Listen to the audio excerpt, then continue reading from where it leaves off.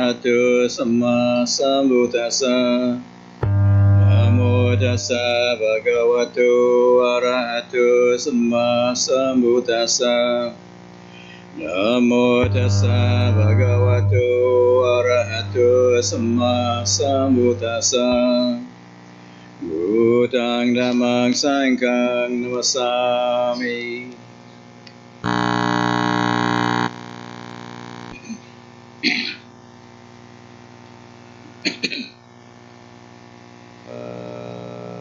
This evening, many people have gathered here to celebrate Vaisakha Puja. This is a very significant event in the Buddhist calendar. All over the world, Buddhists have spread. We're celebrating this event, the full moon of May.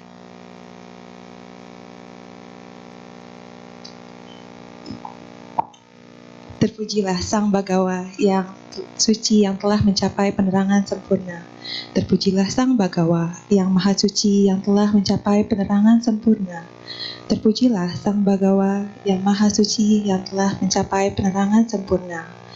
Sore hari ini atau malam hari ini, banyak orang di sini berkumpul bersama untuk bersama-sama merayakan perayaan Hari Waisak.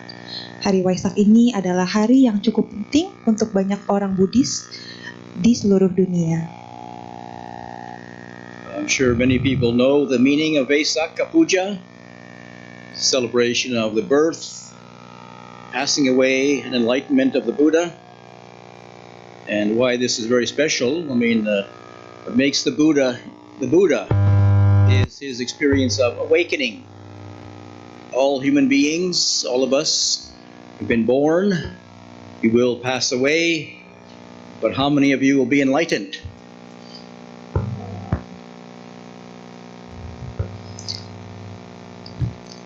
Saya yakin banyak dari kalian mengerti apa arti dari Waisak. Perayaan Waisak itu mengsignifikasikan perayaan dari kelahiran Sang Buddha, pencerahan sempurna dan juga pencapaiannya parinibbana Sang Buddha. Kenapa disebut Sang Buddha? Karena kata Sang Buddha sendiri pun bisa diartikan sebagai yang tersadarkan, di mana kita merayakan hari ini untuk merayakan hidupnya Sang Buddha. Nah, kenapa ini juga spesial? Karena banyak orang di sini terlahir, tapi berapa orang sih dari kalian yang dapat tercerahkan seperti Sang Buddha? That the Buddha has arisen in the world in this historical era is a very significant event because you can say all human beings have the potential for awakening, but the Buddha was a human being who was able to realize that, not only realize that for himself, but he also had the special ability to teach other people. So not only did the Buddha make it possible for people to also experience awakening, but he also gave us some very skillful tools to use. We can follow that path and experience that for ourselves. Sang Buddha memiliki alasan tertentu yang karena beliau terlahir di dunia, dan ini menjadi suatu kejadian yang cukup menarik di masa sejarah dan di era beliau. Semua manusia memiliki potensi untuk mencapai pencerahan, tapi Sang Buddha memiliki keahlian yang khusus atau mungkin alasan yang spesial. Beliau bisa terlahir dan juga mencapai penerangan sempurna. Tapi tidak hanya itu, beliau dapat merealisasikan kebenaran untuk dirinya sendiri dengan caranya sendiri. Lalu beliau pun dapat mengajarkan orang lain, mengajarkan cara dan juga jalan menuju pencerahan yang beliau telah jalani. Beliau dapat memberi segala cara dan sumber pelajaran untuk kami semua agar bisa kami jalani sehingga mencapai pencerahan. There's many different ways we can present the experience of awakening. For some people it is the more practically speaking, rather than the realization of Nibbana, is the cessation of suffering. And of course, I'm sure every human being would like to reduce their suffering at the very least. We all know what suffering is, but unsatisfactoriness is, what the limitations of our life is. But the Buddha has given us the possibility now to go beyond that. Maybe realize the complete cessation of suffering.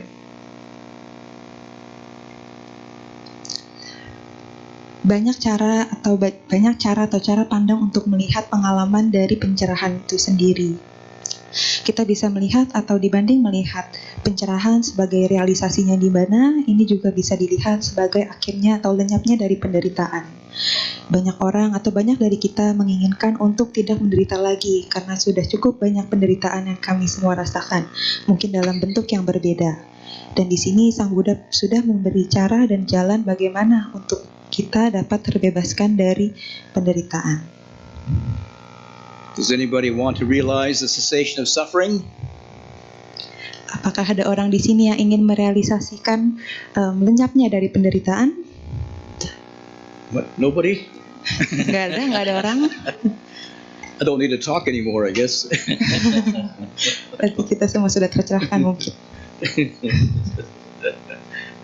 Yes, it is possible. But the Buddha has given us a very, very clear path to follow. Partly this is, it has to affect all the aspects of our life, however. That is body, speech, and mind. The Buddha talked about the development of the Eightfold Path, morality, meditation, wisdom. Many different ways we can approach it, but there are practical steps to follow on this path to the cessation of suffering. Ya, tentu ini dapat terjadi, Anda dapat melakukannya untuk bebas dari penderitaan atau lenyapnya dari penderitaan. Tapi Sang Buddha sudah memberikan kita semua gambaran atau ajaran yang jelas, jalan yang jelas untuk diikuti. Yaitu tapi ini akan membawa kita untuk mengubah atau itu akan mengefek kepada banyak sekali dari hidup kita, aspek-aspek dari hidup kita. Contohnya itu akan mengefekkan kepada ucapan, perbuatan maupun pikiran kita. Juga bagaimana kami semua bisa bertindak dengan melakukan dana, sila, dan bermeditasi, dan juga mengikuti jalan mulia berunsur 8 sebagai panduan ajarannya. And the way of practice, very practical ways to help to realize the cessation of suffering, maybe not completely, but at least to reduce our suffering. 3 principles of Buddhist practice: generosity, morality, and meditation. So when you come here today, many of you have made the offerings, generosity. You offer the puja to the Buddha. And maybe you make offerings to the Sangha. You've taken the 5 precepts.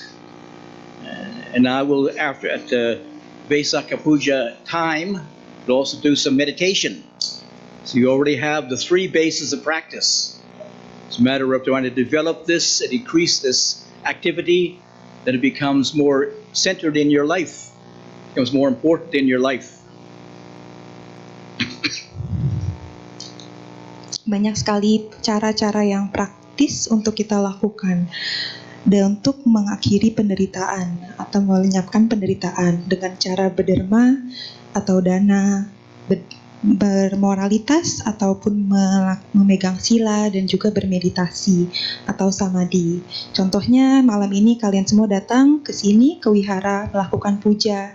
Kalian semua berdana dan melakukan persembahan kepada Sang Buddha dan juga kepada Sangha. Kalian semua telah mengambil 5 sila dan juga di nanti detik-detik Waisak kalian juga akan melakukan meditasi. Jadi sebenarnya kalian semua sudah berlatih nih 3 aspek ini, yaitu berderma, dana, moralitas, dan juga bermeditasi. Jika Anda dapat melakukannya sedikit demi sedikit setiap hari, ini akan menjadi menumpuk dan akan menjadi bagian penting dari hidup kalian. So while the Buddha gave these particular principles of practice, and sometimes we look at it from the outside, so we follow these particular Buddhist practices, it becomes part of the Buddhist culture, but do we know actually the purpose of it all? What's the purpose of generosity and morality and meditation? We have to look at the bigger picture to be able to see how this affects our life and our daily practice. Jadi apa yang Sang Buddha beri kami semua ini, kita harus mengambil sebagai dasar atau landasan dari praktik kehidupan kita semua. Terkadang kita sering melihat praktik-praktik ini dari luar. Jadi ini semacam menjadi sesuatu budaya yang kita jadikan di wihara. Tapi apakah kalian tahu sesungguhnya dari alasan kenapa kita harus melakukan ini semua, harus melakukan dana, menjaga sila, dan juga berpraktik meditasi? Apa tujuan dan alasannya? Kita harus mengerti apa sebenarnya yang kita lakukan dan apa yang Sang Buddha ajarkan. We can learn some lessons from the life of the Buddha. The Buddha was a very serious spiritual seeker, seeking after the truth. And at the very beginning, he was trying to follow the customs of the day. So the customs of the day in India 2,500 years ago was to seek for the ultimate truth in the self. Within oneself, one has the ultimate soul or self. One could discover that, who you really are. Then you would realize the truth and have great peace.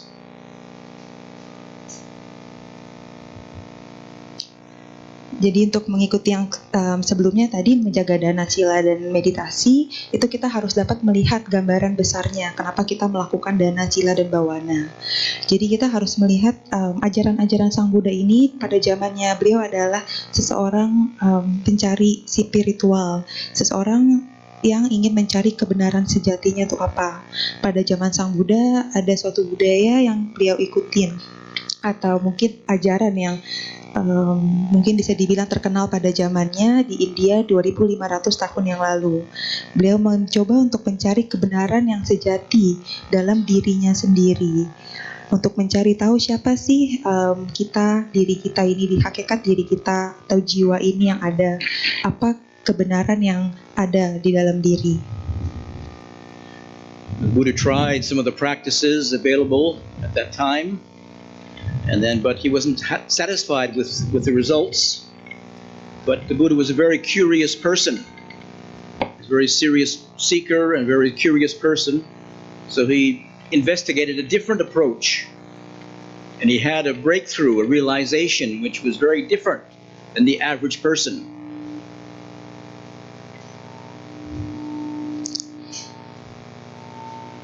Sang Buddha mencoba untuk mengikuti praktek yang ada pada zaman tersebut. Tapi dengan hasil yang didapatkan, beliau belum merasa cukup.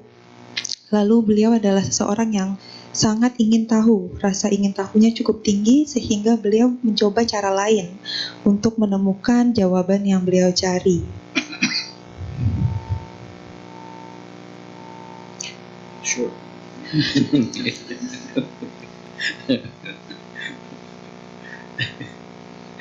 So the Buddha's approach, the traditional approach, was to get something, to find the truth, to find the self. This didn't work. The Buddha didn't realize that this wasn't actually working. So he tried something different. He began to investigate what's the cause of suffering. Rather than try and get something, he questioned it. What's the cause of suffering? And he began to investigate. This is what we call insight meditation. What's the cause of suffering? I mean, it's easy to say, but how many of us really are honest enough to look at why we suffer? Not just intellectually, but look into your experience and investigate why we are suffering. Jadi karena Sang Buddha ini seseorang yang rasa ingin tahunya cukup tinggi, beliau mencari cara yang lain untuk mengetahui jawabannya. Akhirnya pada suatu saat Sang Buddha menemukan suatu cara yang dimana beliau menembus untuk mencari tahu jawaban tersebut. Jadi Sang Buddha menggunakan cara lain, beliau menginvestigasi, mencari tahu sebabnya, dan lalu bertanya penyebabnya ini apa, melakukan investigasi kembali, dan akhirnya beliau menemukan pada kepandangan terang atau kebijaksanaan. Penyebabnya adalah meditasi. Mungkin sangat mudah terdengarnya, tapi kita pun kadang tidak tahu kenapa kita menderita. Most of us are looking for happiness. rather than questioning why we aren't happy. Who wants to look at why you're not happy, why you're unhappy or why you're suffering? Who wants to look at it? Especially, I noticed this when I first went to practice Buddhism in Thailand. So in Thailand, and before I went to Thailand, I studied a bit about Buddhism at the university, just a little bit. So I knew about suffering, the mention of suffering, the Four Noble Truths. Then going to Thailand, I thought, oh, I bet Thailand is a very suffering country because the Buddhists talk about suffering so much. So a little bit worried about going there, going to a suffering country. But I went there eventually, and Thailand's called the land of smiles.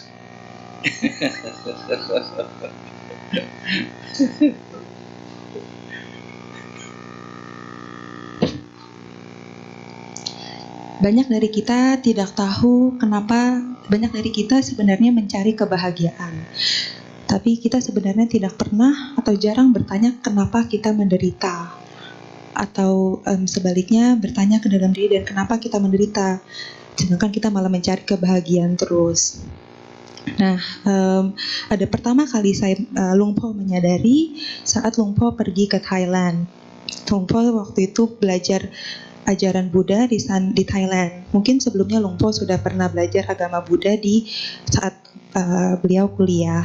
Saat itu beliau mungkin ada belajar sedikit tentang adanya penderitaan, penyebab dari penderitaan, adanya akhir dari penderitaan, dan juga jalan menuju akhir dari penderitaan, yaitu 4 kebenaran mulia. Namun saat Luang Por sampai ke Thailand, Luang Por melihat ini negara yang sangat menderita ya, di mana-mana sepertinya mereka ngomong tentang dukkha, sedikit-sedikit dukkha, jadi banyak sekali kayaknya penderitaan. Tapi setelah Luang Por mulai belajar lagi di sana, Luang Por menyadari, oh di sini disebut sebagai pulau yang penuh senyuman. Oh ini jadi adalah suatu hal yang menarik. Luang Por menyadari tentang Thailand. Land of smiles. Yes, land of smiles. Pulau Nobody penuh. smiled. Supposed to be a joke. Oh, okay. Oh, anyway. And I came from Canada, where most people in Canada have a lot to smile about. And they have a lot to be happy about. They have except for the weather, but they have a high standard of living, very few poor people, hardly anybody is hungry. Yeah. But when I looked around at people in Canada, they weren't smiling.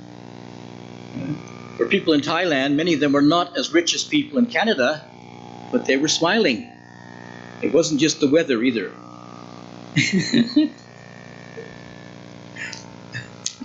Luang Por datang dari Kanada, dan seharusnya Kanada ini adalah sebuah negara yang penuh kebahagiaan karena tidak banyak yang harus dikhawatirkan atau dipedulikan karena tingkat mungkin kemiskinan rendah dan cukup baik kualitas kehidupannya sehingga tidak banyak sebenarnya yang harus dikhawatirkan.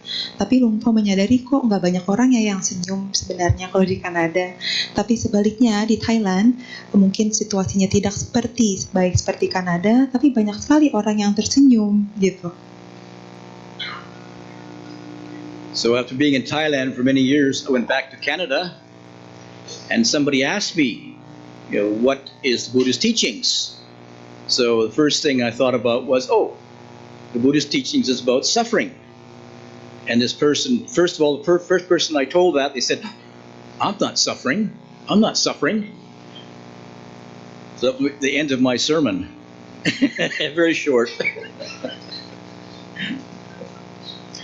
Jadi setelah beberapa tahun Luang Por berada di Thailand, saat Luang Por kembali ke Kanada, banyak orang bertanya, apa sih Luang Por ajaran Buddha itu?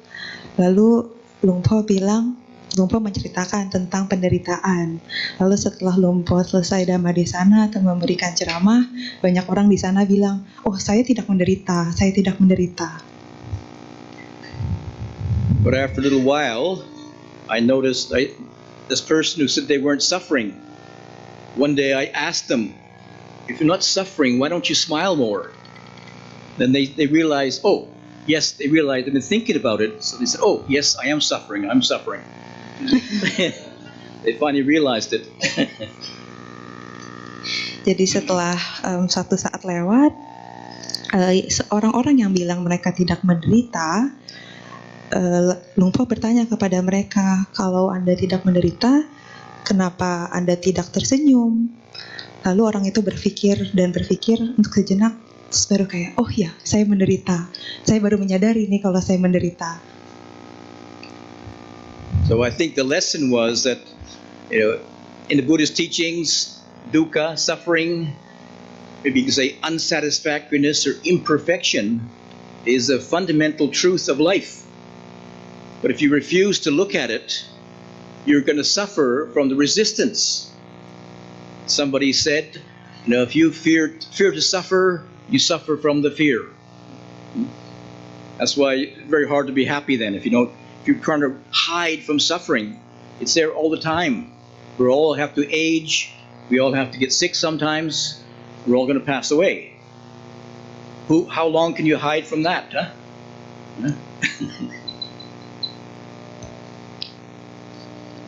Jadi ajaran Sang Buddha ini adalah sebenarnya kenyataannya adalah adanya penderitaan atau dukkha itu ada, dan juga ketidaksempurnaan atau mungkin ketidakpuasan dalam segala hal.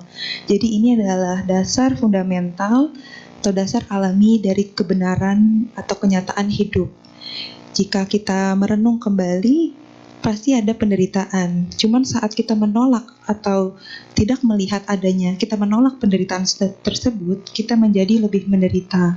Jadi kita tidak bisa ngumpet atau bersembunyi dari penderitaan terus-menerus dan untuk waktu yang lama. Pada akhirnya kita semua akan mengalami rasa sakit, penuaan, dan juga akhirnya kematian. Jadi berapa lama Anda bisa lari atau mengumpat dari penderitaan? When you're able to acknowledge that there is imperfection in life, that there is some suffering in life, you don't need to fear it, and so you can open to it. If illness comes, nowadays I recognize I'm beginning to get a bit more older, 75 already. I still think I'm 21, but sometimes, some days, not every day. But one can open to it, one can embrace it. That's just nature. Nothing to be frightened of, just nature. And in the Buddhist context, the Buddha gave the Four Noble Truths. First of all, you're acknowledging that there is imperfection or dukkha, and there's a cause to it. And there's a cessation, and there's a path to follow. We can practice to realize cessation of suffering. I think many people, they don't know there's a way out of suffering, then it's very hard to accept it. But it is reality. Whether you like it or not, that's reality.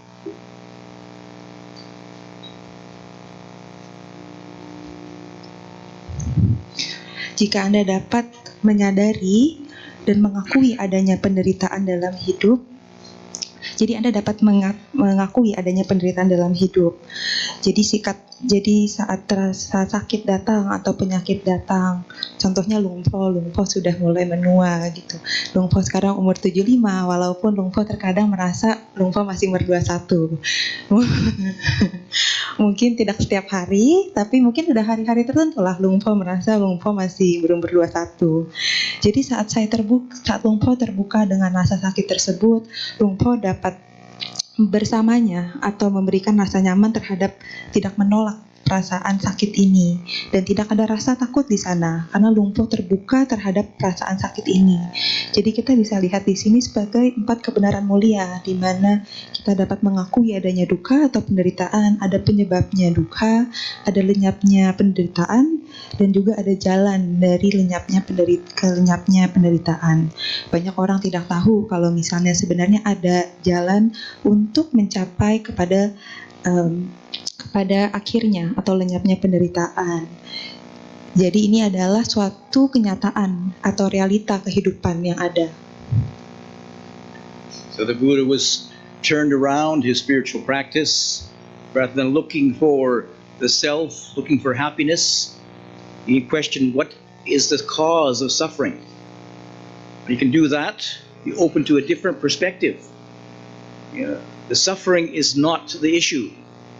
Old age isn't the issue. It's a relationship to it, a wrong understanding of it. It's nature. And there is a cause why we suffer, the ultimate cause behind it. So we say formally it's craving, grasping or craving. The Buddha investigated what's the very nature of suffering, and he followed it back to its very origins. It was back to craving and ignorance. Investigating the nature of this suffering, he had a new realization of something very, very different than most people.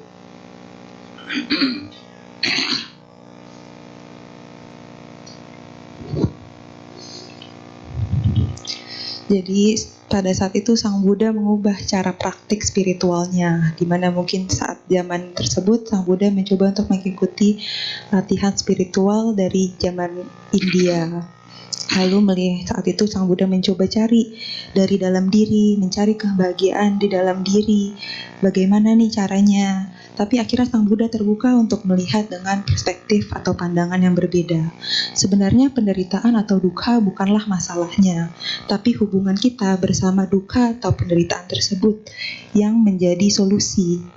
Jadi sebenarnya ada penyebab dari penderitaan. Biasanya kita mengetahui bahwa penderitaan itu disebabkan oleh nafsu keinginan. Dan ini juga dilandaskan oleh ketidaktahuan atau moha. Dan ini suatu hal yang mungkin Sang Buddha sadarkan. Sang Buddha melanjutkan untuk berinvestigasi.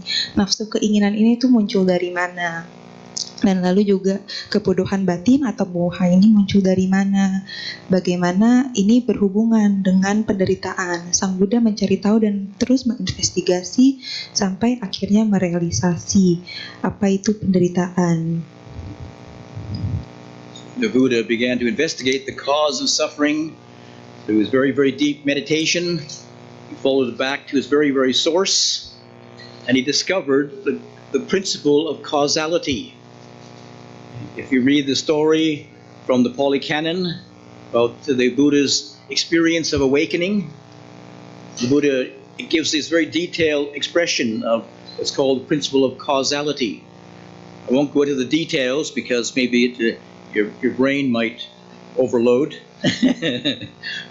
but it's called dependent origination, the 12 links of dependent origination, starting from ignorance. Conditions are wrong habits, conditions how our consciousness is, how we relate to the senses, and the craving. From the craving, we get from the senses, we get the craving, the grasping, and then we get suffering. So this is the principle of causality.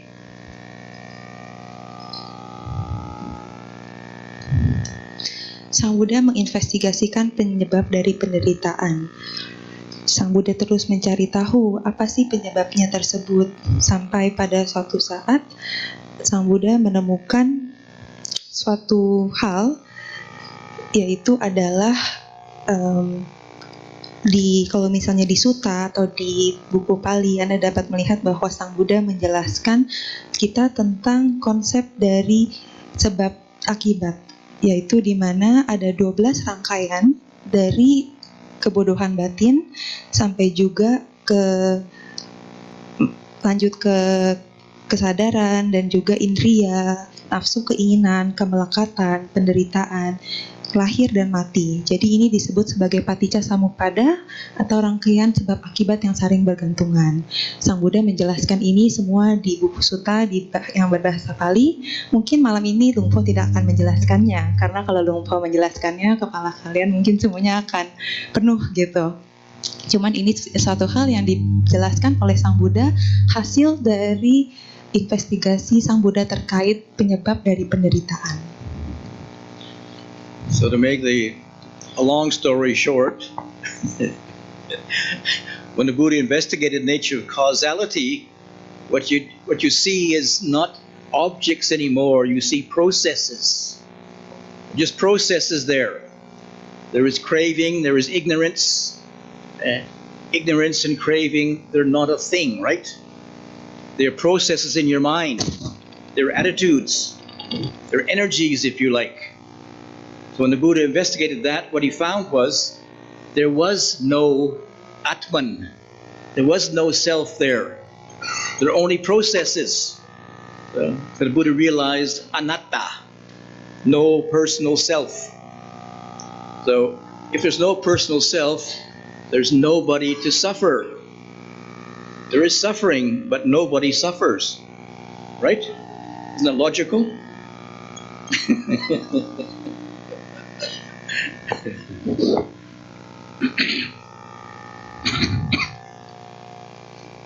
Jadi mungkin Lung Fo mencoba untuk merangkap dari Paticca Samuppada ini atau rangkaian sebab akibat yang saling bergantungan ini. Jadi saat Sang Buddha menginvestigasi penyebab sesungguhnya dari penderitaan dan juga prinsip dasar dari hukum sebab akibat ini adalah ini muncul dari ketidaktahuan, dari moha, dari avijja, kita muncul lagi ke nafsu keinginan ataupun tanha. Kita bisa melihat bahwa ini semua bukanlah suatu objek, tapi adalah proses, di mana ini semua adalah bentuk dari energi. Jadi saat Sang Buddha berinvestigasi lebih lanjut, sebenarnya yang disadari adalah tidak ada yang namanya Atman atau Atta atau yang kita sebut sebagai diri. Dan di situ Sang Buddha merealisasi anatta atau tidak adanya hakikat diri yang kekal. Di sini kita berpikir jika tidak adanya diri, berarti siapa yang menderita? Penderitaan ada, tapi tidak ada diri yang mengalami penderitaan tersebut. So is there a word for process, Indonesian? Proses. You're copying the English, it's not Indonesian. Yes. Does it come across? No thing, just process. Yes. Yeah? Yeah. You got it. Tidak, ya. Got it. For example, you look at the physical body. We all think it's something, right? So obvious, that's the first, oh, my body. You look more closely, this body is only chemical processes, right? Yeah. I don't know what the modern education system is, but this body is made up of living cells. It's made up of chemicals. Where is actually the body besides these physical processes? There's digestion, there's circulation, there's respiration, processes. Breathing, you have to keep breathing. You don't just hold your breath. You have to keep moving, breathing. Air must come in, air must go out. It's a living process. So when you can see the processes, there's no fixed body. No fixed body to hold on to. Huh? What's the grasp? You're grasping nitrogen. You're grasping oxygen. Huh? Don't let it go, but don't grasp it.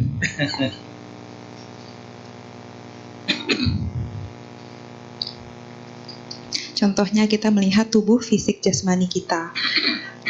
Saat kita melihat jasmani kita sendiri lebih dekat lagi, sebenarnya tubuh kita hanyalah terisi dari kimia-kimia, proses-proses kimia yang berjalan dalam tubuh.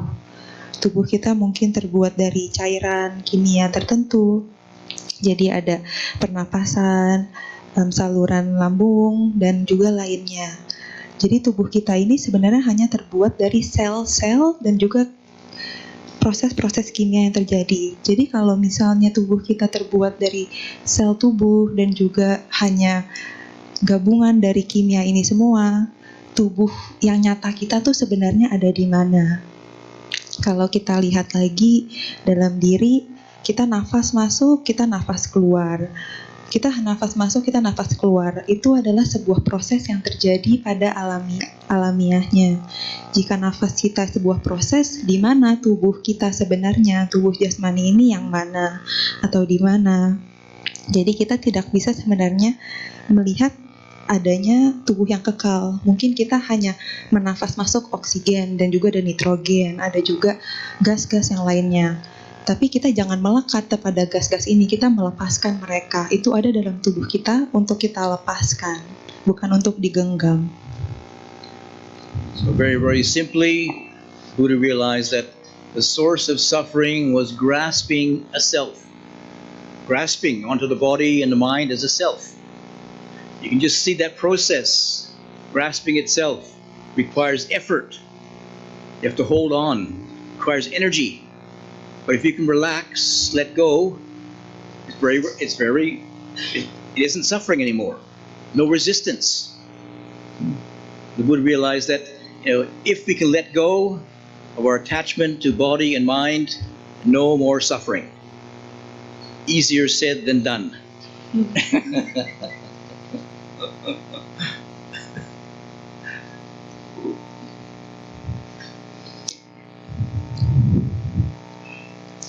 Mungkin untuk dijelaskan sederhananya, Sang Buddha mengatakan bahwa penyebab dari penderitaan sebenarnya adalah menggenggam adanya diri. Kita percaya atau kita percaya adanya diri dan juga kita menggenggam kepada hakikat atau konsep terhadap diri ini. Sedangkan semuanya itu hanyalah proses yang terjadi di dalam tubuh dan pikiran kita. Jadi kalau misalnya kita menolak penderitaan, kita semakin menderita, dan sebenarnya ada upaya atau usaha yang cukup berat kalau kita menggenggam, karena kita jadinya lebih mungkin tegang. Tapi kalau kita mulai bisa rileks dan juga mulai melepaskan, kita tidak menderita, dan juga kita mulai melepaskan dan tidak ada rasa sakit. Di situ Sang Buddha menyadari bahwa jika kita dapat melepaskan sesuatu, kita bisa melepaskan tubuh jasmani ini dan juga batin kita tidak akan menderita. So the way to realize the cessation of suffering is giving up of the self. Practice selflessness. Whether we realize it or not, all these Buddhist practices are skillful means to practice letting go of self. For example, generosity. That's the most fundamental Buddhist practice. I think it was the United Nations did a survey about the most generous countries in the world. The Buddhist countries are on top because they have to feed so many monks, you see.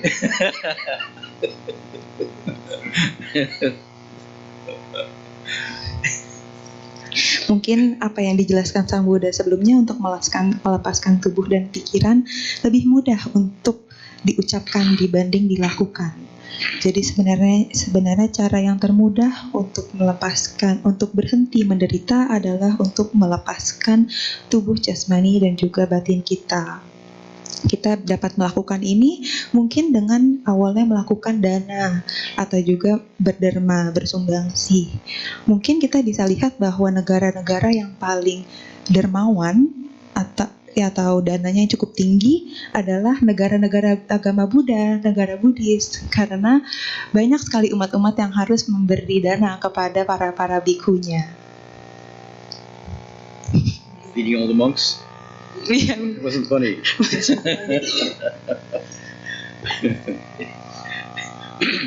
But perhaps you can understand the principle of generosity is giving up, right? You're not just giving up of, there's a formality sometimes. You give the flowers and the incense and the candles. It's also, but if you put your heart into it, it's giving up of yourself, right? You say giving up of the things that you think are yours. You have your money, for example. I haven't even seen what the money is here, rupiah or something. Huh?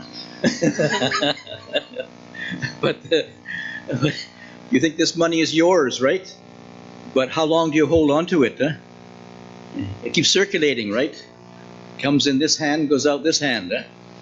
So it's not your money, is it? Huh? The money belongs to the government, actually, I think, isn't it? Technically. But now you consciously practice generosity. What you think is yourself, your things, you give up, let go of. Yeah? So it's a practicing letting go. Yeah? And you can do this in body, speech, and mind. You see, not just by the formal kind of customs. You have to offer, candles and incense and flowers, but think of it in your mind. To give up part of yourself. Giving up candles or incense or flowers, but you're giving up something of yourself to some higher value, if you like. Giving to the Buddha. The principle of the Buddha is you're giving up to awakening. You're giving up to something higher than, you can say, the awakening is beyond yourself. It's no self. I'm giving up myself for no self. Doesn't make sense, does it? Okay, giving up of your little self for your bigger self. How about that?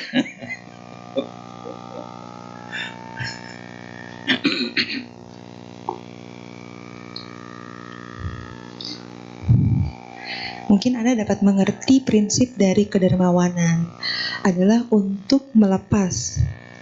Jadi contohnya kita misalnya memberi dalam puja, kita memberi dupa, bunga, dan juga buah-buahan.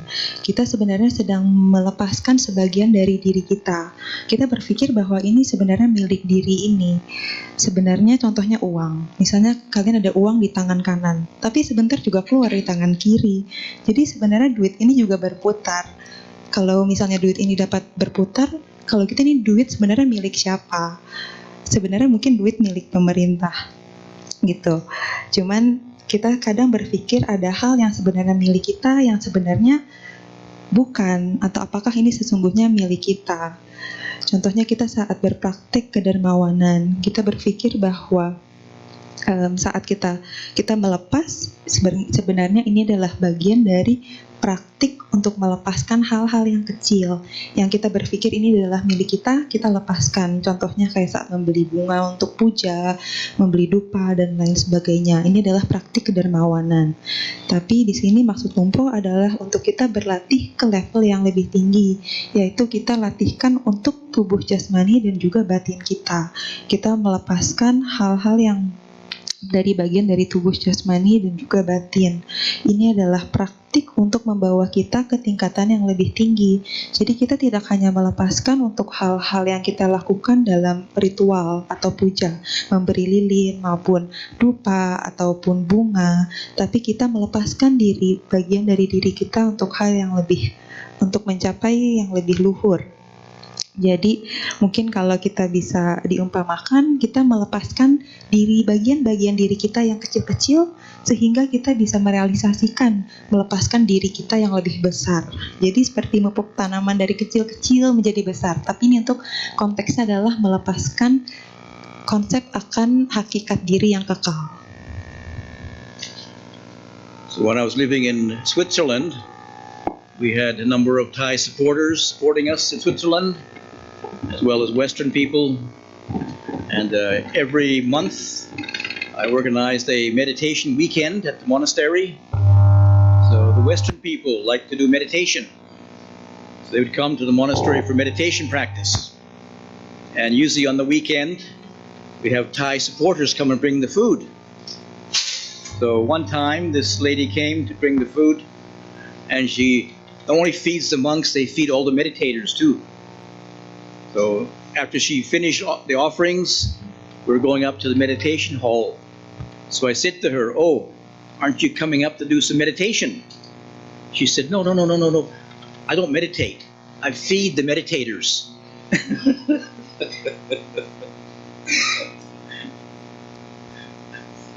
Saat Lumpo tinggal di Switzerland atau di Swiss, banyak orang-orang barat suka datang bermeditasi setiap bulan.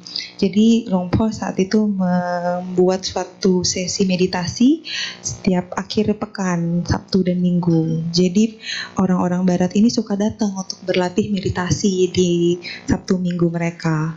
Lalu di situ juga banyak, di Swiss juga banyak penyokong bikhu yang nasionalitasnya Thai. Mereka orang-orang Thai yang suka berdana makanan. Dan sebenarnya orang-orang Thai ini suka memilih Jadi kalau misalnya ada selesai meditasi mau saat berdana makan, orang Thai ini akan melihat bikhu mana yang sesungguhnya meditasi. Lalu dia akan baru berdana makanan kepada bikhu-bikhu ini. Lalu pas saatnya waktu dana makan sudah selesai, Lung Po nanya ke perempuan ini, Anda enggak ikut lanjut meditasi? Oh enggak, saya enggak meditasi. Saya hanya dana makanan kepada orang-orang yang bermeditasi. And when she said this, she had a beautiful smile on her face.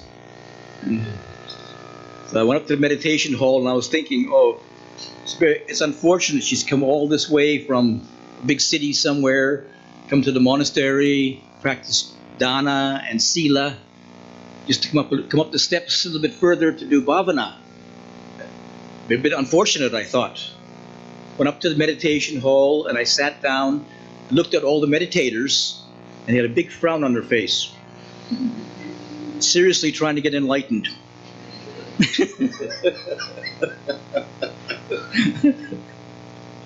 And I thought, I think she has a better practice. Jadi saat beliau si perempuan Thai ini mengatakan, oh saya tidak meditasi, saya hanya berdana makanan kepada bikhu yang bermeditasi.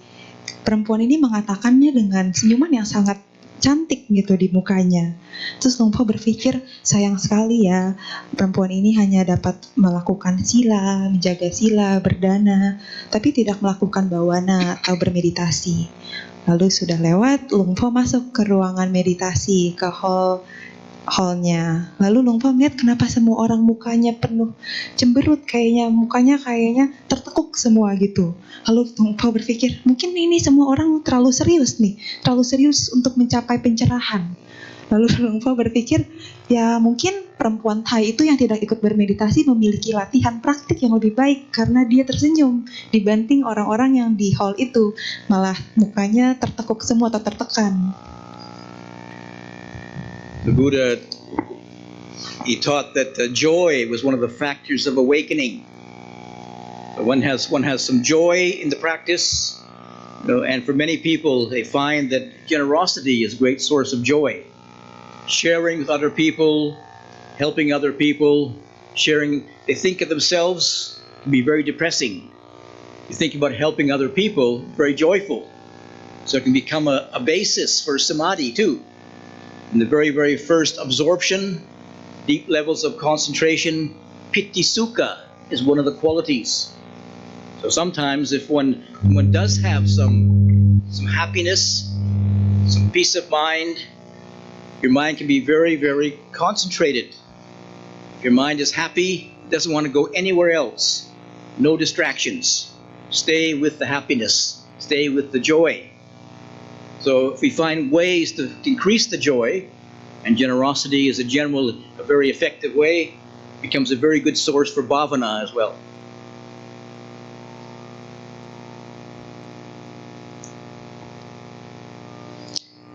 Sang Buddha mengatakan bahwa atau berpikir bahwa kegembiraan adalah faktor penting untuk mencapainya pencerahan. Jadi ini adalah bagian, jadi berdana atau melakukan perbuatan yang dermawan adalah suatu sumber kebahagiaan yang nyata. Jika kita berpikir tentang diri kita terus, tentang diri kita selalu, itu akan membawa kita mungkin sangat mendepresikan atau sangat menderita untuk hanya memikirkan tentang diri. Tapi jika kita berpikir bagaimana kita bisa membantu orang lain atau membantu orang sekitar kita, itu akan membawa kita kebahagiaan yang lebih.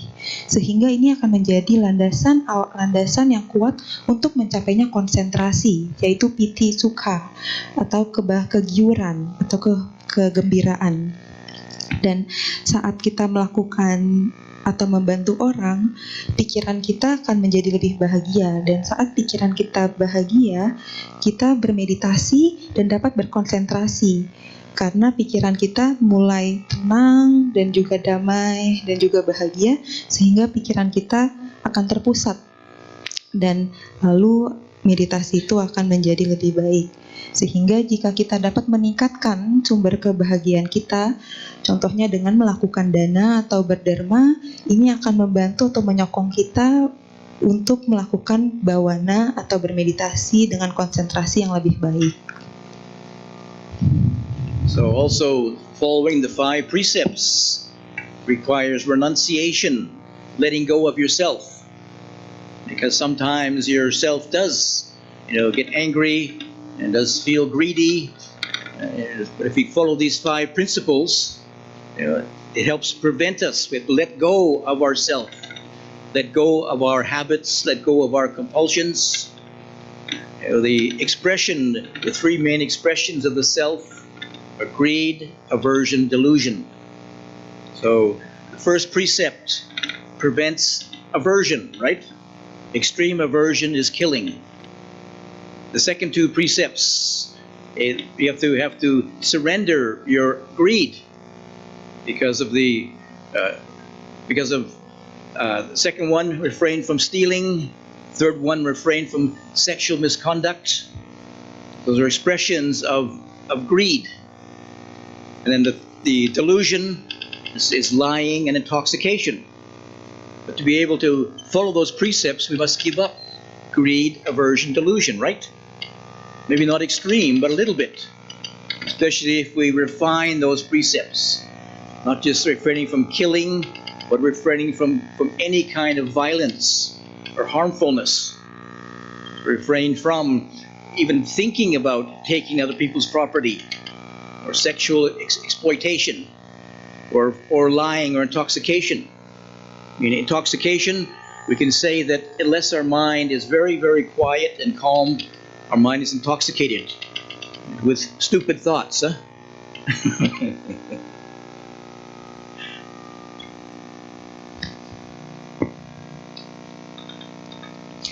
Dan juga setelah itu kita dapat menjaga 5 sila. Dan saat kita menjaga 5 sila ini, itu butuh suatu pelepasan dari sebagian dari diri kita lagi. Mungkin kita sering marah atau serakah terhadap hal-hal tertentu. Saat kita dapat menjaga 5 sila, kita melepaskan kebiasaan-kebiasaan buruk kita. Dan contohnya melepaskan 3 aspek atau ekspresi yang utama dari bagian dari diri yang kita tahu sebagai moha, loba, dan dosa, yaitu kebodohan batin, kebencian, dan juga keserakahan. Di sila yang pertama kita bisa melihat bahwa saat kita membunuh adanya kebencian di sana. Untuk sila kedua yaitu mencuri, dan sila ketiga melakukan asusila, ini bisa dikategorikan sebagai keserakahan. Jadi saat kita tidak melakukan perbuatan ini, kita sedang melepaskan keserakahan. Dan juga untuk sila keempat adalah tentang mengucapkan kata-kata yang tidak benar, berbohong, atau mengucapkan kata-kata yang tidak penting. Dan juga yang sila kelima adalah meminum minuman yang memabukkan. Ini adalah dikategorikan sebagai kebodohan batin.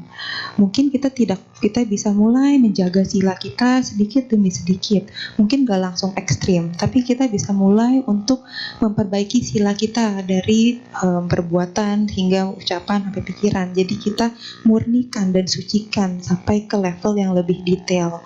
Jadi kita harus sebisa mungkin untuk tidak melakukan kejahatan apapun atau kekerasan apapun. Jauhi itu semua. Walaupun dalam level batin, coba untuk menjauhi, untuk berpikir dalam batin sendiri untuk mengambil barang orang lain, ataupun berbohong, ataupun membunuh. Coba untuk menjauhi itu semua. Di luar dari minum minuman yang memabukkan, kita juga harus mengeluarkan pikiran-pikiran dalam batin kita yang memabukkan diri sendiri, dalam arti pikiran yang negatif atau yang tidak berguna. Ini akan membantu proses latihan Anda untuk melepaskan bagian dari diri. So we come to bhavana now. The 3 practices: dana, generosity, sila, and bhavana. Bhavana is also important because greed, aversion, delusion begins in the mind. It can be very, very subtle. It can be sometimes some of the stronger emotions of greed, aversion, delusion. We have to rely upon the precepts which relate to action and speech, but actually they begin in the mind. So if you develop calmness of mind. Meditation is two forms. We say calm and insight. The calm meditation, focused attention on the breathing, calms down the reactiveness, calms down greed, aversion, delusion. But doesn't necessarily cut it off. To see it arising in the mind, it's a little seed.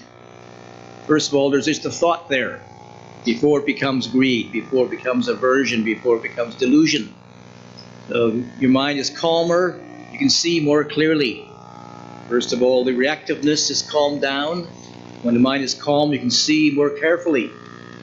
And insight meditation, increasing attentiveness, mindfulness, to look more carefully at the mind.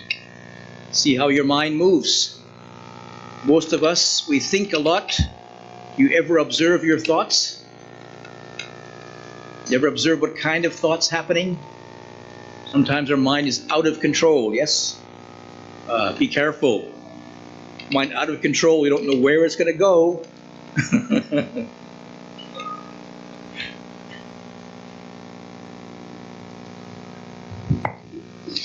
Jadi selanjutnya kita akan memasuki ke tahap latihan bawana. Jadi kan ada 3 latihan. Tadi sudah Lung Po jelaskan terkait dana, atau berderma, menjaga sila, dan juga sekarang tentang bawana. Bawana adalah suatu praktik yang penting juga, karena sebenarnya keserakahan, kebencian, dan juga kebodohan batin muncul dari batin kita. Ini terlihat sangat halus, karena kalau misalnya kita bilang, 5 sila itu mungkin bagiannya adalah untuk menjaga ucapan juga atau menjaga perbuatan. Tapi sebenarnya kan ucapan juga datangnya dari batin. Jadi meditasi ada 2 macam. Ada meditasi ketenangan dan juga meditasi pandangan terang atau meditasi kebijaksanaan. Meditasi ketenangan ini adalah dengan memberi perhatian kepada nafas masuk dan nafas keluar kita. Kita menyadari nafas masuk dan kita menghembus nafas keluar dengan menghembuskan kebencian, kebodohan batin, dan juga keserakahan. Kita melihat dan mengamati saat kebencian itu muncul dalam pikiran, dalam batin kita melihat dan observasi. Kita lepaskan, lalu kita menghembus nafas keluar. Jadi kita melihat kebencian, kebodohan batin, dan keserakahan ini untuk dilepaskan. Dan juga meditasi yang kedua adalah meditasi pandangan terang atau kebijaksanaan, di mana kita mencoba untuk melihat batin kita untuk lebih seksama, lebih jelas dan lebih dekat. Kita melihat bagaimana dan mengobservasi bagaimana batin kita berpindah dari satu hal ke hal lainnya. Bagaimana batin kita bergerak.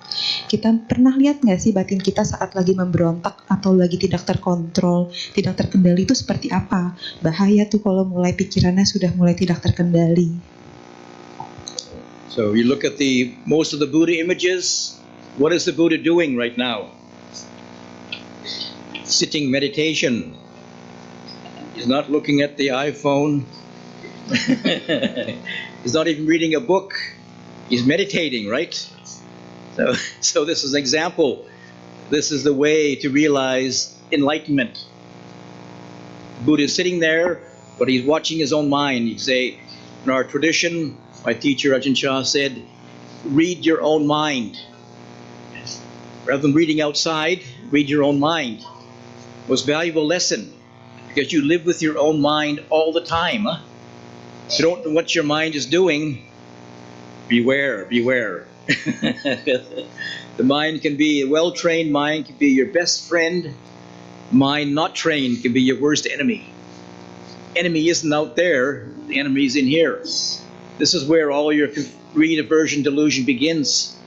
So, don't know that, then it's very, very dangerous.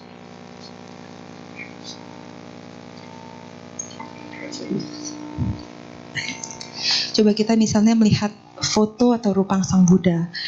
Apa yang Sang Buddha sedang lakukan? Sedang duduk bermeditasi kan? Bukan melihat iPhone, scrolling Instagram, atau mungkin sedang membaca buku. Tapi Sang Buddha sedang bermeditasi. Jadi ini adalah cara untuk kita merealisasi pencerahan. Adalah untuk melihat ke dalam batin kita sendiri. Guru Lung Po Cha pernah mengatakan bahwa untuk melihat batin kita sendiri, jangan melihat keluar atau pelajari yang luar, tapi lihat dan pelajari batin dalam diri sendiri. Mungkin jika kita hidup bersama batin kita adalah yang paling dekat. Jadi kalau kita tidak mengetahui atau mempelajari batin kita, ini bisa menjadi sangat bahaya karena kita tidak tahu apa yang akan terjadi. Batin kita bisa menjadi teman terbaik kita atau sahabat terbaik maupun musuh yang paling kejam.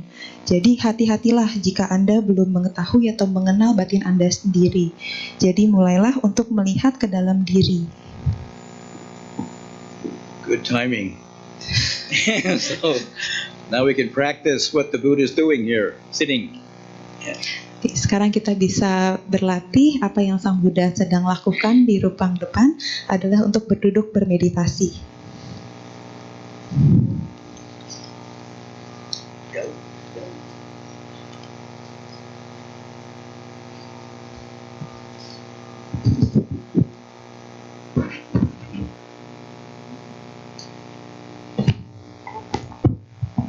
Baik Bapak Ibu, tiba saatnya untuk sesi meditasi.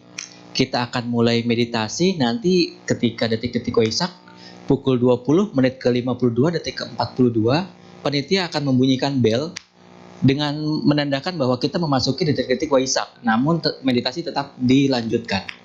Baik, meditasi dipersilahkan.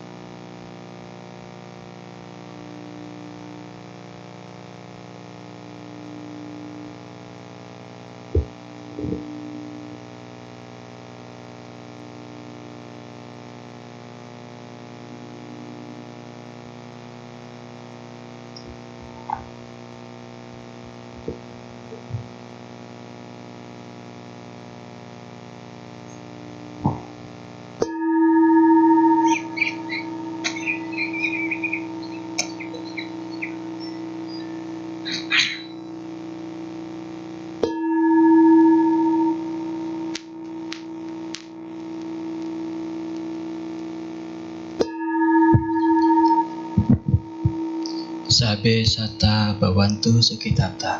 Semoga semua makhluk berbahagia.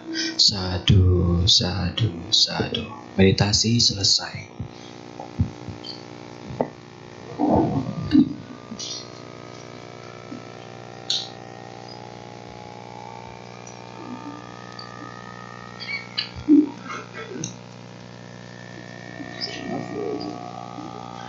Place to start with. The rest of the world.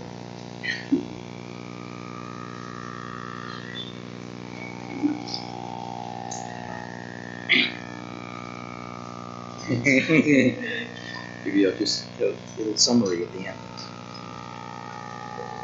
10 minutes or so.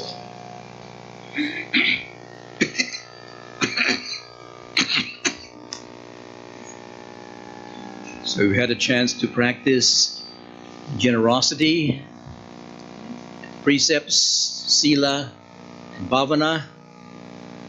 And of course, we heard this, so these are what the very basic practices are in Buddhist teachings. And once we know what the principle is, it's important to be able to continue this in our life. I thought we sometimes think, we just have to do one little practice, and then we realize enlightenment.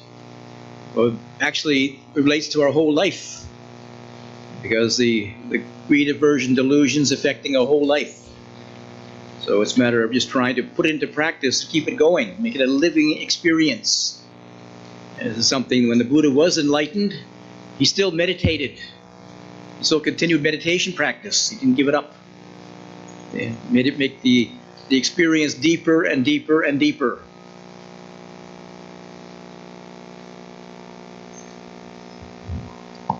Jadi kita telah melakukan praktik danas, menjaga sila, dan juga praktik bawana atau bermeditasi. Ini adalah praktik dasar yang fundamental atau yang penting yang telah diajarkan Sang Buddha. Jadi kita bisa mulai melakukan ini tidak hanya malam ini saja, tapi juga untuk keseharian kita. Kadang kita berpikir bahwa kita sudah melakukan praktik kecil, tapi masih banyak keserakahan, kebencian, atau kebodohan batin yang ada dalam diri, dan ini akan ada untuk seumur hidup kita. Jadi teruslah berlatih ini di hidup kalian sehari-hari.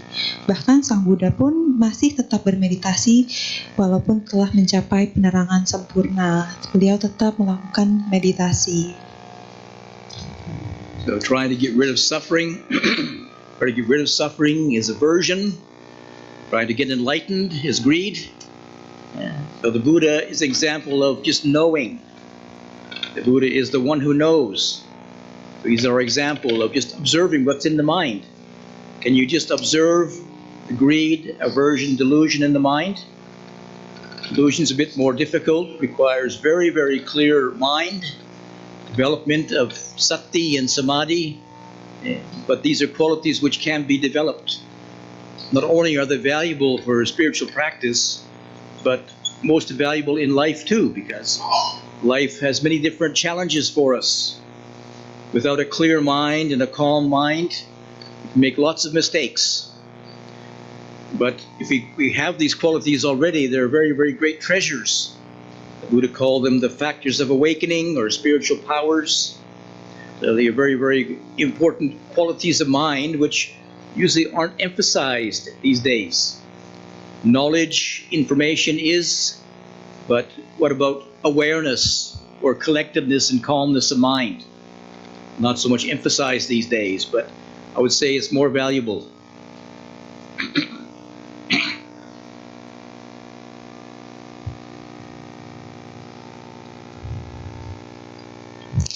Jadi kalau kita mencoba untuk membuang atau menghilangkan penderitaan, ini adalah kebencian. Jika kita mencoba untuk mencapai pencerahan, ini adalah keserakahan.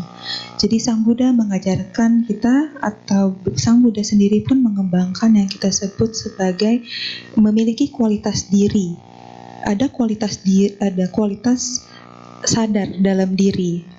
Jadi kualitas sati atau sadar dan juga samadhi, yaitu kepusatan batin, terpusatnya batin. Ini adalah praktik-praktik yang sangat bermanfaat yang diajarkan oleh Sang Buddha, yang kita harus latihkan untuk perkembangan spiritual kita.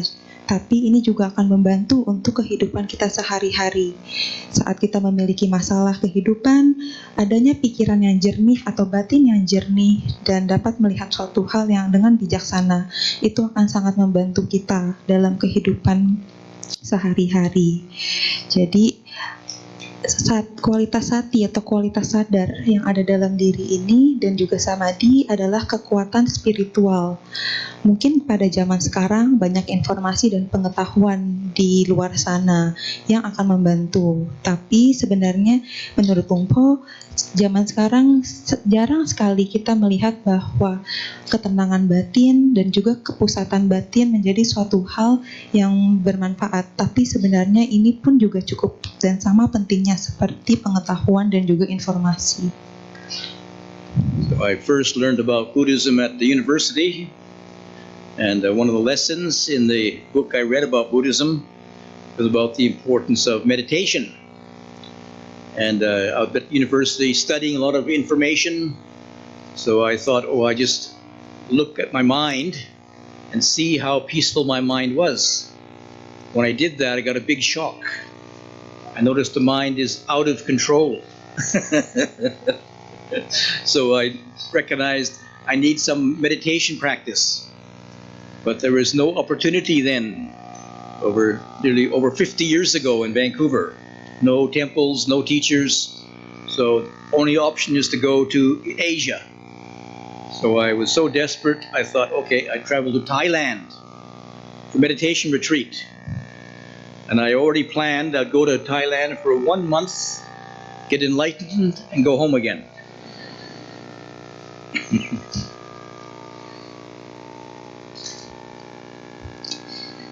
Lung Po pertama kali belajar agama Buddha saat beliau di universitas atau perguruan tinggi. Suatu pelajaran bermanfaat yang Lung Po pelajari saat itu adalah tentang meditasi.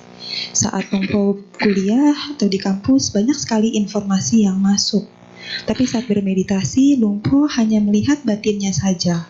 Dan Lung Po sangat terkejut apa yang Lung Po lihat, sangat tidak terkendali. Tapi saat itu Lung Po merasa Lung Po butuh melakukan praktis meditasi yang lebih mendalam. Mungkin waktu itu 50 tahun yang lalu di Vancouver, Kanada. Tidak ada wihara, tidak ada guru meditasi. Jadi Lung Po harus pergi ke negara Asia untuk mempelajari agama Buddha. Dan pada saat itu Lung Po pergi ke Thailand. Dan sebenarnya rencananya pergi ke sana untuk ikut retret meditasi 1 bulan, menjadi tercerahkan, lalu pulang lagi ke Kanada. The first problem I found was that it was very hard to find even a meditation monastery in Thailand. 20,000 monasteries in Thailand, but not too many meditation monasteries. Most of them are in Bangkok or big cities and very noisy. So I changed my plan. Anyway, I'm going to stay 1 more month in Thailand. So I went to the meditation monastery and stayed there for 1 month. But then I noticed I wasn't enlightened yet. To stay a 3rd month. This went on for 9 years.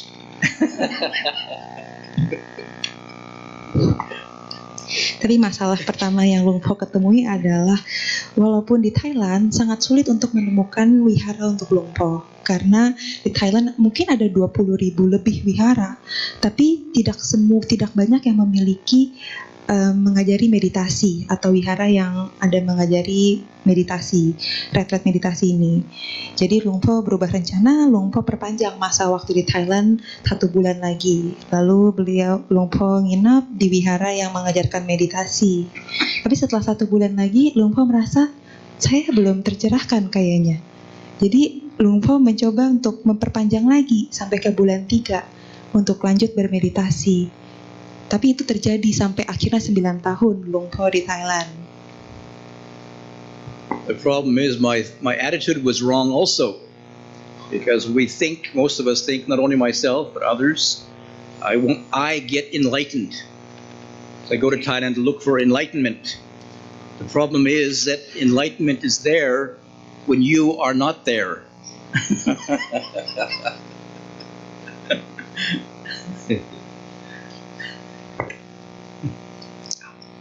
Masalahnya adalah sikap saya atau perilaku saya, cara pandang saya melihat ini ada yang salah. Mungkin bukan hanya diri saya, tapi banyak orang juga.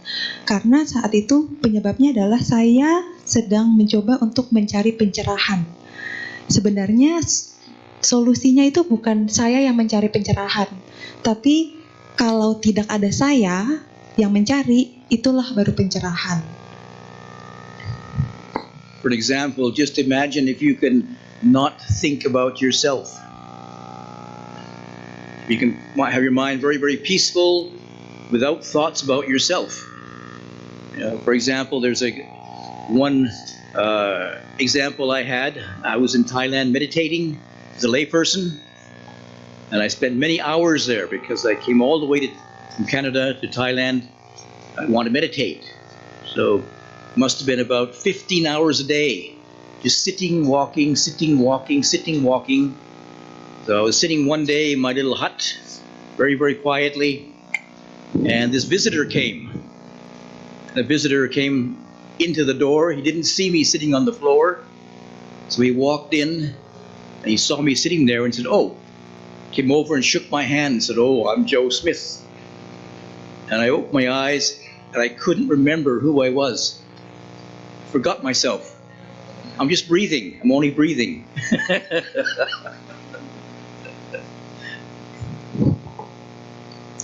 Contohnya, misalnya kita tidak memikirkan tentang diri kita sendiri, berarti menjadi sangat damai. Tidak ada pikiran tentang diri kita sendiri. Mungkin contohnya waktu Luang Por sedang bermeditasi di Thailand sebagai umat awam. Saat itu Luang Por kan datang jauh-jauh dari Kanada. Jadi Luang Por ingin memaksimalkan meditasinya dengan melakukan meditasi 15 jam sehari. Melakukan meditasi duduk, meditasi jalan, dan diulang-ulang.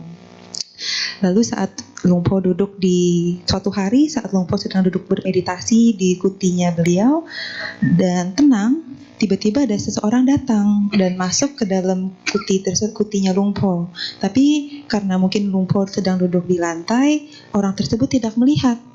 Lalu tiba-tiba orang yang masuk ini, tamu ini masuk dan langsung berkata, "Halo, saya Joe Smith." Lalu Luang Por bangun dari meditasinya, tapi Luang Por lupa siapa diri Luang Por.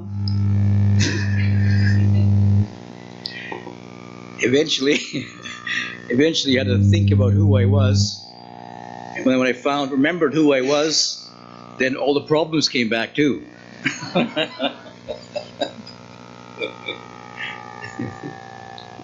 Jadi karena saat Luang Por meditasi, Luang Por bangun dan lupa karena Luang Por terlalu sudah fokus dan damai dengan nafasnya, dengan memperhatikan nafas masuk dan nafas keluar. Lalu setelah Luang Por bangun dan mulai kembali mengingat diri Luang Por kayak, oh, Luang Por sudah mengingat siapa dirinya, tapi di situ juga Luang Por merasa semua masalahnya muncul kembali. But just being with the breathing, very peaceful. Very peaceful. Don't think about yourself. You realize there's a great peace in that. Just the breathing, being present with the body. You can be present with, like the Buddha, just knowing greed, aversion, delusion. Even after the Buddha was enlightened, he was tempted by Mara. If you know the story, Mara, the personification of death, came to the Buddha. The Buddha didn't chase him away. He just said, "Oh, I know you. I know you, Mara." Say, "I know you, greed, aversion, delusion. I know you." And it had no power over you anymore. So we take the example from the Buddha, the knowing what's in your mind, not reacting to it. Actually, it's just states of mind, feelings, bodily sensations. Doesn't have to be any reaction to it.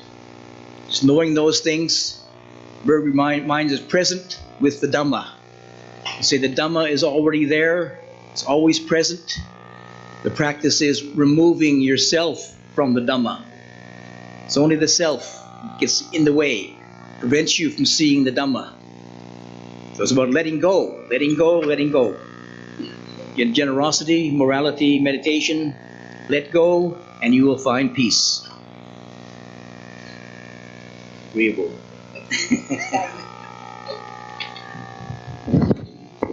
Jadi berada dengan nafas kita saja sudah cukup dan sangat mendamaikan.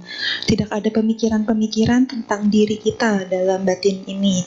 Kita hanya berada dengan tubuh jasmani kita di saat ini juga.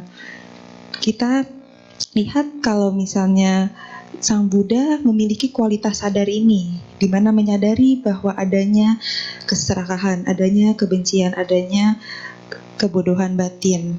Jadi pada saat malam Waisak tersebut, seperti Sang Buddha, Mara datang untuk mengganggu Sang Buddha dan memberhentikannya dari mencapainya Nibbana. Untuk pencerahan, Sang Buddha tidak mencoba untuk mengusir Mara, tapi Sang Buddha hanya mengatakan, saya tahu siapa Anda. Saya tahu kamu adalah keserakahan, kebencian, dan juga kebodohan batin. Dan tiga energi ini tidak ada lagi kekuatan dalam diri Sang Buddha. Jadi dengan kualitas sadar ini dalam batin, itu yang menjadi penyokong Sang Buddha untuk mencapai pencerahan. Dan juga sama layaknya untuk kita, memiliki kualitas sadar untuk batin kita sendiri, menyadari pikiran kita dan juga kondisi-kondisi batin kita seperti apa, sensasi-sensasi tubuh ini seperti apa, kita sadari, dan juga perasaan kita. Nah, di sini kita bisa melihat sebenarnya tuh Dhamma sudah ada pada batin kita sendiri. Dhamma sudah ada di kita semua. Hanya saja yang menghalangi adalah kepercayaan kita terhadap adanya diri yang kekal dalam diri kita. Jadi pandangan salah kita terhadap adanya diri ini yang menghalangi kita dari melihatnya Dhamma. Jadi apa yang kita harus lakukan hanyalah untuk melepas, dan Anda akan menemukan kedamaian. So we've heard many teachings today. So you have the information, you have the knowledge available to you. It's a matter of now putting into practice. The most important is that we try to practice a little bit every day. Just continue step by step, so that you can say, not just practicing today. Today is a special day for Vaisakha Puja. We take this as an example of a proper way of spending our time as a Buddhist, doing the practices so that we can keep this practice going in our daily life, so that every day can be like Vaisakha. Hopefully not so crowded, but every day can be like Vaisakha. Not just once a year, every day. And the Buddha tells us that if we do the practice, we follow the Eightfold Path, we will arrive at the goal. It's a matter of just doing it. Guarantee, if we do it rightly. The Eightfold Path, walk this path, we will arrive at the cessation of suffering. This is what the Buddha gives us as an offering. It's up to us to put it into practice and be an example for your family, for your friends, and for the society we live in too. Something which is very valuable in the world today. The world's really a bit of a crazy place. It needs more sane and enlightened people. So, this is your homework. Hope not too heavy.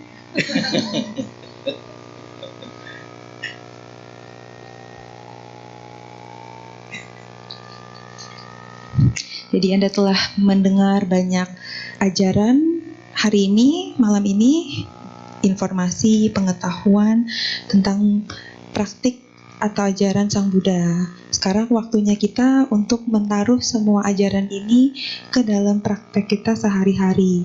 Kita bisa lakukan sedikit demi sedikit, langkah demi selangkah. Jadi kita jangan hanya berlatih atau berpraktek malam ini saja pada hari raya Waisak, tapi kita lakukan ini sedikit demi sedikit setiap hari. Contohnya seperti apa yang Sang Buddha telah beri kepada kita. Kita terus pada latihan ini. Mungkin kalau misalnya kita dapat melakukan latihan ini setiap hari akan menjadi hari Waisak.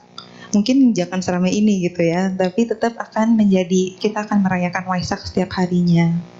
Jadi kita harus mulai mengikuti ajarannya, dan jika kita dapat mengikuti praktek ini saja, jalan mulia berunsur 8, kita pasti akan mencapai tujuannya. Ini bisa kita garansi.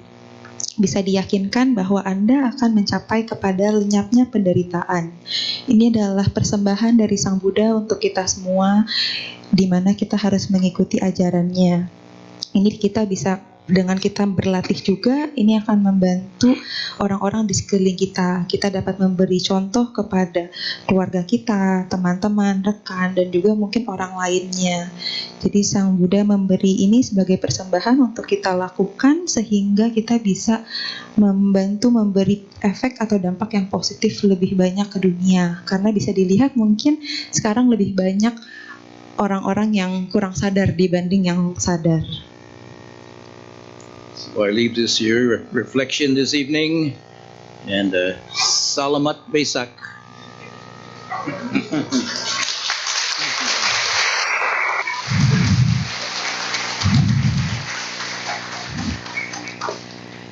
Jadi Lungpo sekian memberi Dhammadesana malam hari ini untuk kalian renungkan. Selamat Hari Raya Waisak.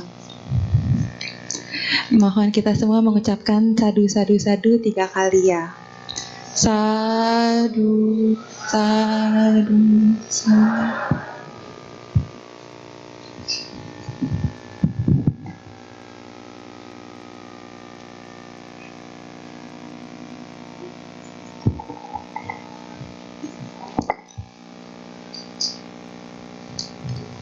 Kami atas nama umat dan panitia mengucapkan